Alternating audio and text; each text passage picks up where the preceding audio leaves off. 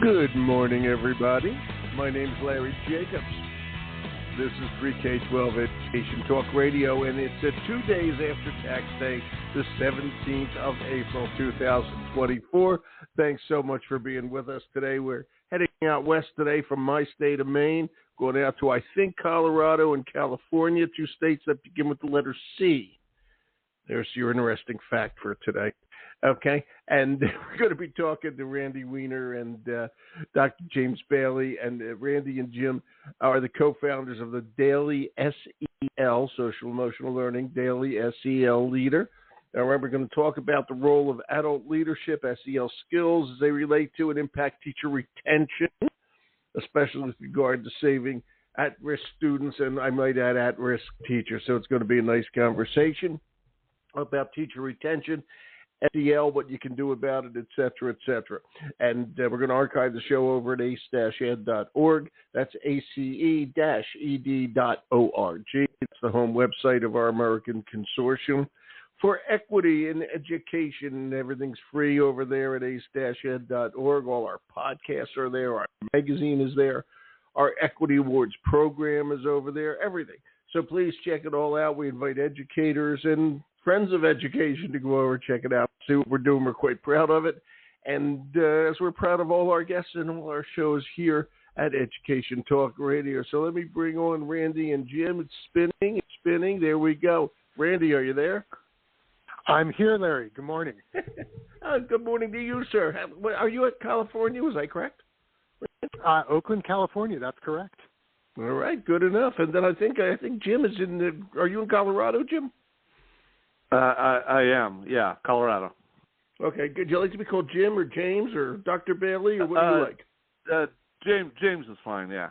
James is good. And call me Larry, and we're in business here. Guys, I tell everybody to go over to dailysel.com. You can see what the guys are doing over there, but I'm going to let them explain it. I'll ask James, but you can swing it to Randy, whatever you want to do. James, just tell us what you're doing over there at dailysel.com. Yeah, so our main purpose is really lately to really look at how do we eliminate educator turnover and attrition through a lot of different things. We have different models and different uses of adult SEL, and we're kind of in a crisis, I think, that nobody realizes with the amount of educators who are leaving the profession, and so that's what we're really trying to get a handle on and help people through that. I think that's wonderful. And by the way, I will agree with you when it's a crisis. I will disagree with you because the people we're talking to, all these educators out there, are too well aware of what's going on. Every teacher, every administrator, et cetera, and believe me, if you're anything half as good as I think you are, they're going to need your help on all this sort of thing. Randy, how long has this all been around? When did you guys come together, and when did you start this? Okay. Yeah, if I'm not mistaken. Yeah, if I'm not mistaken, I think James and I began working together in 2019. James and I were both part of the Yellow Hats network over on Transcend Education. We were in the same cohort. We kept seeing each other in the same meetings, and in the week that James reached out to me, I had it on my to-do list to reach out to him. And serendipity, indeed. And James very generously asked me if I enjoyed writing. I said yes, and he said, "How do you feel about writing a book on SEL?" And I said, "Well, I co-founded a public Montessori school, so I know a little bit, but I don't think I'm the first person you might turn to." And he said, "That's fine." And we ended up producing the Daily SEL Leader, a guided journal specifically designed to support busy school leaders who otherwise don't get a lot of this type of support to develop their own SEL skills, in large part as a matter of equity. Yeah. Continue on that theme for a second. Why do you see it as a matter of equity? Well, one, I think James and I would say there is quite a lot to. By the way, I agree with you. I just want you to say it. All good, and we welcome the disagreement. No problem. No, I agree with you. Yeah. We would say one, in terms of the type of training and support that leaders themselves receive, rarely is their own SEL skill development a part of that training. And so that, in our opinion, puts leaders immediately on the back foot. And this is perhaps more intense for certain types of leaders in certain communities. But in general, regardless of who you are as a school leader, if you're not intentionally supported to develop these skills as a matter of equity, you're going to be blinded to some of your growth areas and some of the experiences that your community is having that you may not be having yourself. Wow.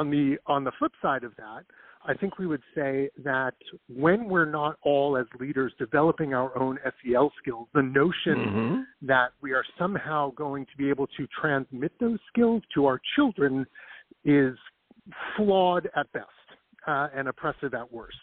And so, as we said, we designed the book specifically in part to help leaders concretely, sanely, sustainably inside of a day that will not permit more than 5 minutes or 400 words on this topic, to be available and to try to take the very reasonable and understandable excuse of a lack of time off the table.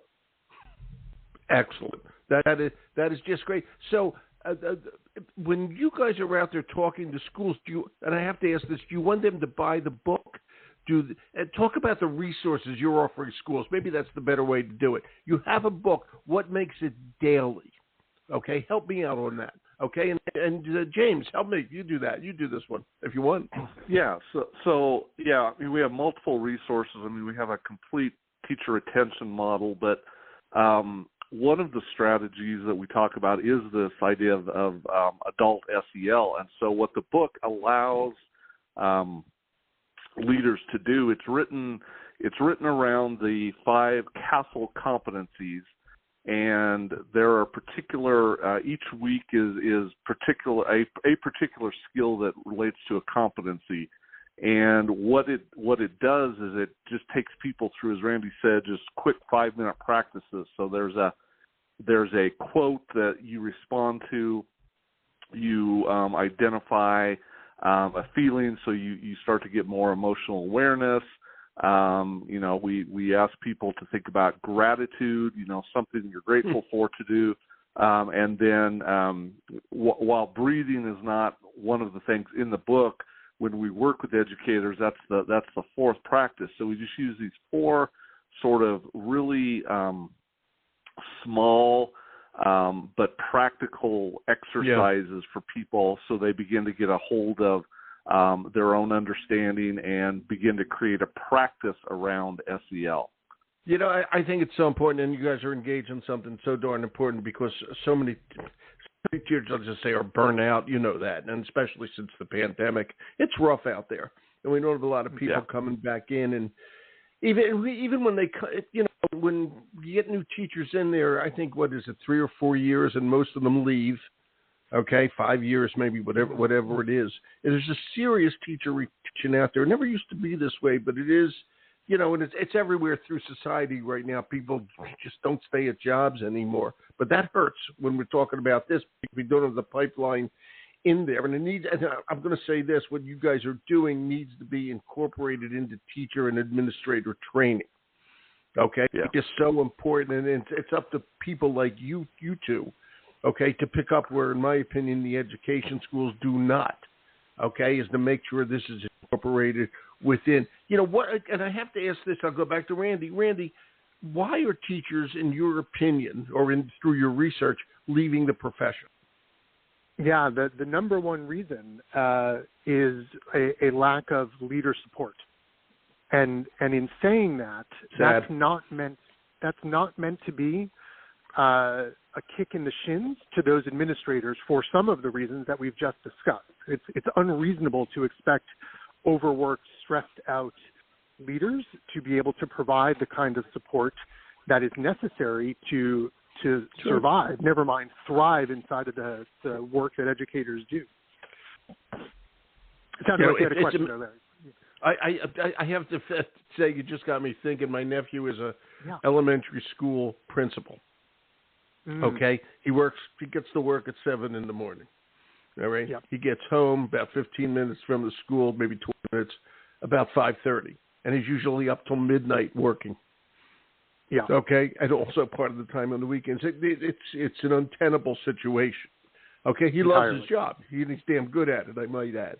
Okay, but it's burning him out. It's making him crazy. All right, and it's and it's and he's an administrator, but of course he was a teacher for many years. Okay, and it's just this. There's a lack of understanding of how important this SEL is now. Okay, in what's going on, and I have to ask this. And James, I don't know, James, you're a doctor. What are you a doctor of? Let me ask that question.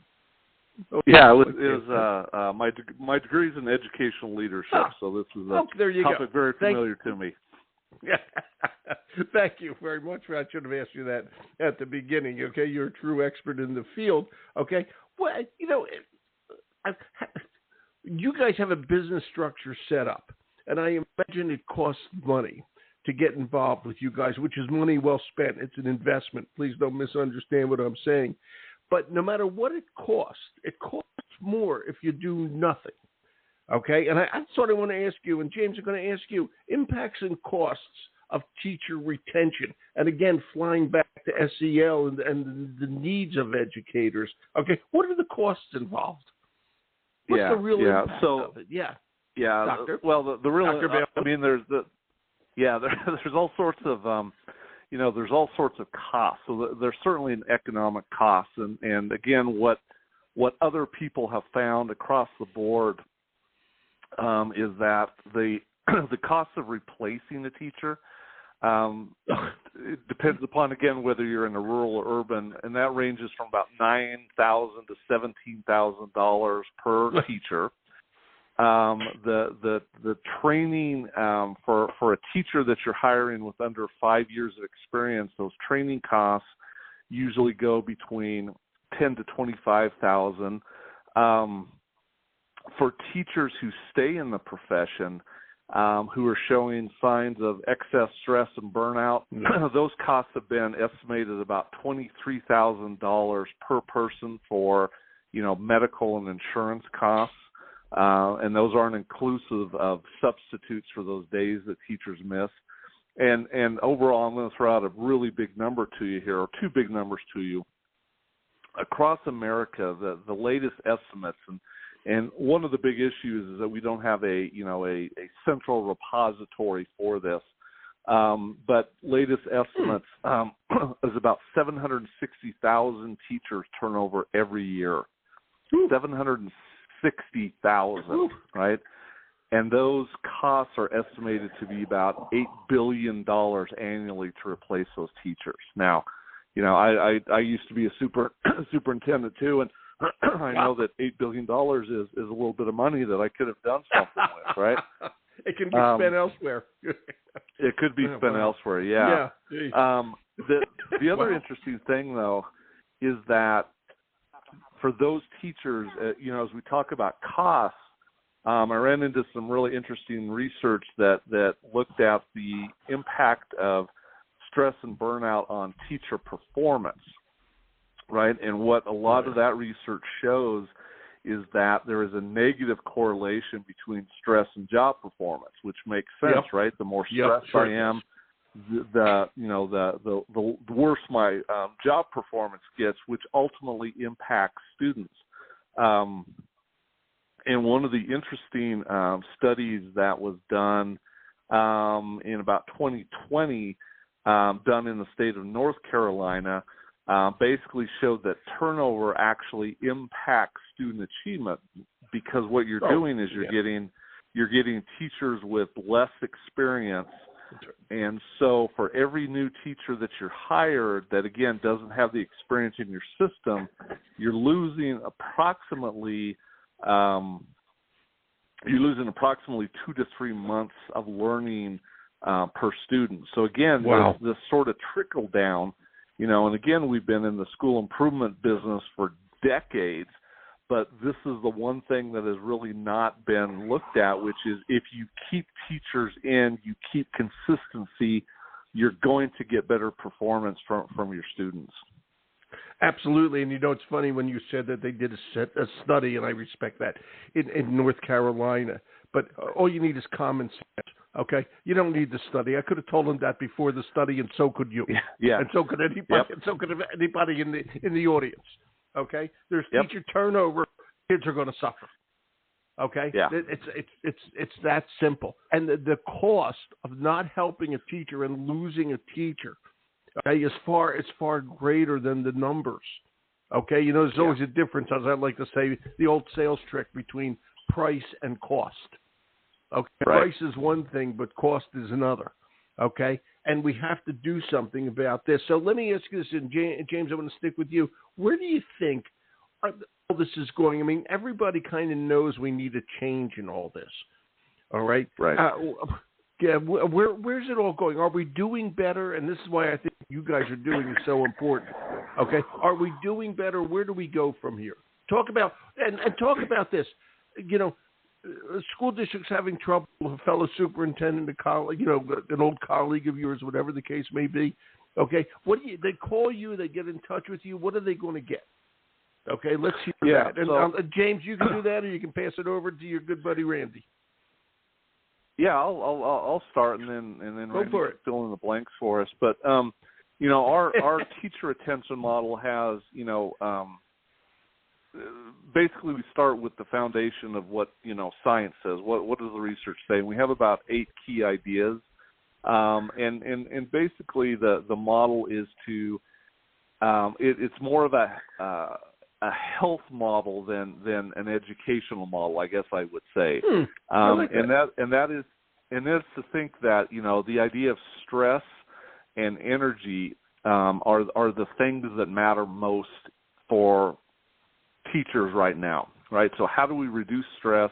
How do we make sure that they have the energy? Because again, energy, and especially emotional energy, that is required to deal with little humans every single day and big humans every single day, that costs a lot, right? That is a metabolic cost that needs to be taken into account, right? So if that's kind of the central idea, we then turn and we use a model called the job demands and resources, which again is a simple model, and that model basically says is that demands are physical, psychological, social, organizational things of a job that require physical effort, psychological effort, or skill, right? So again, if you're in a team meeting, right, that's taking some energy. If you're dealing with kids, that's taking energy. If you're dealing with a parent, that takes energy, right?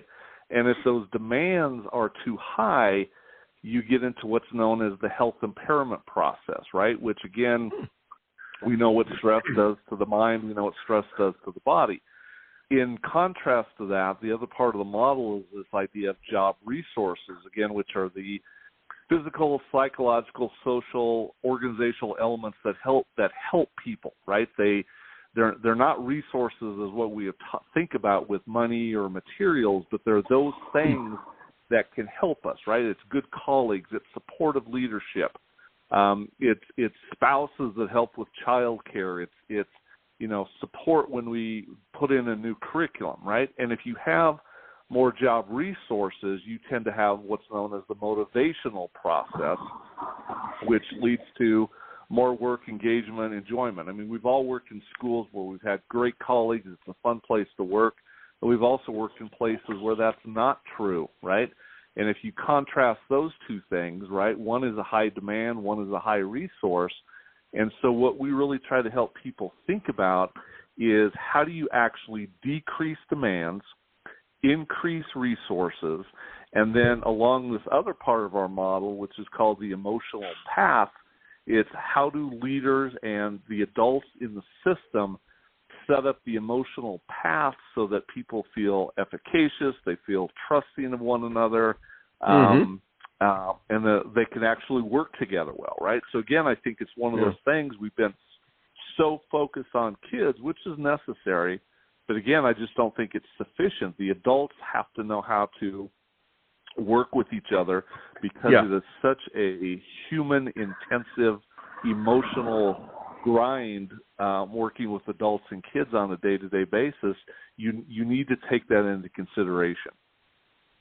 You know, you're right, and I work with a lot of school architects, school planning. They do, what they call designing learning environments. And one of the things a lot of them talk about, is breaking down, literally breaking down walls between classrooms, so that teachers work together as groups. And it's all that same thing. We tend to close those classroom doors and work by ourselves, if I may. A lot of people do that. And in this day and age, in the age of, I hope, collaboration, which we're trying to teach the kids, all right, we got to do it ourselves. It's just so important. Randy, your thoughts on all this? Randy Weiner. Randy, by the way, Randy, is it Weiner or Weiner? I better ask that question. It is Weiner. Thank you. Weiner. I'm sorry, I was saying Weiner before, but it's Weiner. Good. You are hardly the first, Larry. It's okay. And I won't be the last, but I can at least apologize. You will. I can assure you that's true. You will not be the last. I think what's worth pointing out is, earlier, Larry, you observed, none of us actually need those studies to confirm an awareness, the reality of the problem of teacher retention. And as James just laid out the model behind what we do, one of the things that we really like about it is it's very simple to understand. This doesn't require wading through hundreds and hundreds of pages as a school leader to understand the theory. And so it begs the question of, so why is it so darn complex to do something about it? And I think a big part of our response to that is, in many ways, we are asking educators to fundamentally go against their hardwired belief that if they only work harder, they will be able to do more for the children. And as James said, it's very difficult to be in front of children, I think, for the average educator, and feel as though you aren't doing everything that you can. And as a leader, what we hear over and over again is this noble belief that the idea of investing in themselves rather than their staff, rather than their students, feels wrong. And again, understandable, noble, respectable.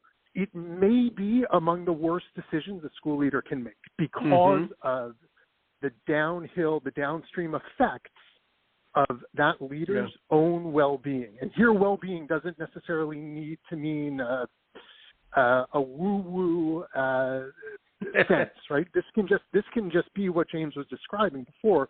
Are you or are you not putting yourself in position to be the best that you can, given all the constraints, for your staff and for your children on a day-to-day basis? And if the answer is no, which, by the way, we would also argue the system is designed to kind of ensure that the answer is more likely to be no than yes, then what are you going to do about it? And continuing to do the same things over and over again, as we know, is the definition of insanity. So in our approach, we really try to make things very, very concrete, because there isn't, while everyone can acknowledge and experience the problem, and James talks about this all the time with his own experience as a superintendent and a principal, there's very little that specifically is helping leaders to understand day-to-day moves can be made to start to make a dent in this problem, which no one is going to solve overnight.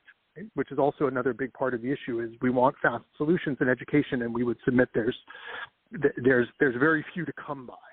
So it's asking a lot for folks who are in the trenches, who are overworked, who are already not necessarily capable of being their best selves, to try to onboard these simple ideas without really concrete, small chunk steps to help them go through that change. It's so amazing. What are you hearing? Stay with me, Randy. What are you hearing from the teachers and schools that you're working with? What are you hearing? Yeah, I think what we see actually when we lay this out is you see the shoulders fall and sometimes there's audible exhalations, right? Because again, it's one thing, we talk about the knowing-doing gap. We're not going to find a lot of educators who would hear what we're talking about and say, wow, I never thought of the problem in that way, or holy cow, I didn't know that teacher retention was a potential risk, right? What we do here, though, is we haven't been given the space to actually acknowledge that, to acknowledge that, yes, perhaps the system is not setting us up to do the things we need to do. Perhaps we do need to contemplate the idea that less is more. Perhaps we do need to contemplate that this is going to take longer than we might like it to. But if we ever want to come around to some kind of change, that may be the cost of doing business. Creating these spaces for folks to engage in these conversations, regardless of the conclusion they draw, I think to some degree, I think is the immediate relief that we see when we bring these ideas to the table. And, it's interesting, and I have to ask you, I want to go back in your past for a second, if I may. You told me that you founded, I have a note here somewhere, I read it on site, that you founded that Oakland Public Montessori School, correct? Yeah, that's correct. And my kids went through Montessori for a long time in their education, earlier education. Then when they went into public schools, they both they weren't troublesome or anything like that, but they didn't like it as much. And they wound up going to private schools, et cetera. Okay, which worked out great. We live in New England. It's a traditional up here, et cetera. All right. But I'm curious, okay, you bring Montessori eyes to public schools, if I may. Whether you like it or not, that's your background. Okay, obviously you bring it. And how does that affect, as you look at all this, how does the Montessori side affect when you go into a public school? I'm just curious about that. Is that a good question? Does that put you on the side? Is that a good question? Yeah. Sure. If you're asking, are you asking separate from the teacher retention? No, issue? I'm asking how that applies. How you're using what you know about Montessori, okay, and how when you look at a public school, how you were able to bring the good parts of Montessori into that, which most teachers are not trained in, and that's what I'm curious most teachers about. Definitely are not. Yeah, I think related to teacher. I don't know if that question made sense, but I was curious about it. Yeah, I will do my best. I think related to teacher retention, the Montessori teacher has been trained to be much less of the focal point, which means from the teacher retention perspective, in theory, this is definitely not true at a Montessori startup school or any startup school.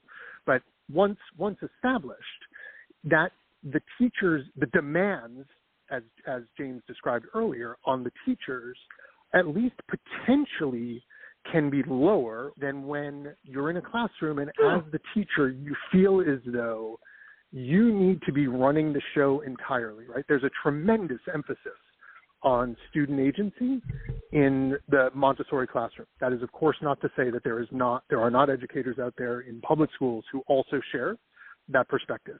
But the Montessori model is built from the ground up to do its best to ensure that children are doing everything they can and that no adult should do anything that a child can do. That's a very, very hard concept for educators who have not been trained in Montessori to wrap their heads around. And I used to give tours to groups from all over the country who would visit the school, and that was always one of the first two questions, right? Or reflections. I can't imagine letting go of this much power, really, is what they would say. And it's understandable. And it's not something that happens overnight, but the idea of changing out those demands or reducing those demands while potentially increasing student agency and all of the incredible things that can flow from building that sense of agency up in children is probably the very first thing that I notice when I'm inside of a non-Montessori public school. Yeah, and did I answer your question?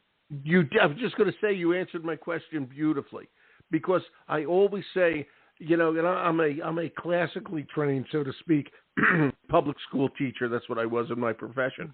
All right, and it's you bring, and this is what I love about what you guys have teamed up to do. You bring different eyes and a different background. Okay, and when you can look at it that's what I was really looking for. There's a difference between those kinds of between not the one's better. I don't mean to imply that, but the point is when you bring different eyes into the situation. Okay, it really, really helps, and I think it's important these days to bring different eyes, different points of view, in because the situation is getting tough out there. Okay, and I just wanted to make that point. I don't know whether I made it well. From a poorly phrased question, you gave a very good answer, and I appreciate it. Pleasure. So thank you. So, gentlemen, as we wind down here, where do we go from here? What do you want teachers? What do you want administrators? Teachers to do now? Go over to dailysel.com, or you tell me, James. Yeah, I think if they would go to dailysel.com, we have all of our contact information there. We have a playbook. It's a short little white paper. We just call it playbook that discusses kind of the model a little more in depth. We have a summer cohort that is starting for leaders or for teachers, that if people are interested, they can go there and take a look at that. And basically it's the cohort is will be about every 2 weeks, and we'll just discuss some of the the adult SEL things that we're trying to do. And then again, we'd be willing to talk to anyone who's having difficulty with this issue, and everybody's having difficulty. Everybody's having difficulty with this issue. Believe me. Okay, you're in the right place at the right time. Yeah. Well, I know your teacher retention national cohort. Okay, is June 5th, September 11th. I assume that's all virtual. What does that mean? Yeah, virtual. Basically, it means that we would meet every 2 weeks by Zoom, and we give people a little bit of theory, but we actually give them a lot of practice ideas and let them sort of go practice those ideas that they can take into the new school year. That's excellent. And do you want teachers and administrators, or just teachers, or just administrators? I think a combination of both. Adult SEL is adults are adults, and they all need it. So both would be welcome. That's just great. You guys are doing good work, and you've thought this through, and I think it's incredibly timely. Again, everybody, I got a link, but it's dailysel.com. Randy Weiner, thank you so much, sir. I appreciate all your insights. I really do. Thanks and James, just terrific to know you. Okay, you guys, you got something here. I hope it all continues to work out stronger and stronger and stronger. Thanks for being with us, guys. All right. Appreciate it. Thanks so much. Larry.